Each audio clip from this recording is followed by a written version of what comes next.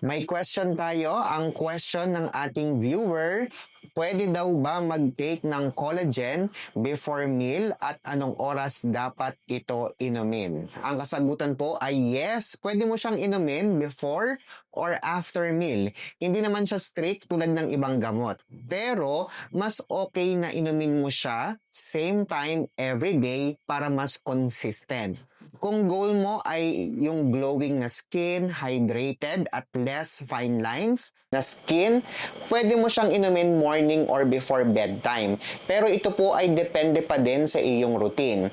Pero isa pa sa mga advice ko, mas maganda ang effect kung may kasamang vitamin C kasi tumutulong ito sa collagen production. So uulitin ko lang po para mas clear sa inyo, hindi po importante kung before or after meal ang pag-inom ng collagen.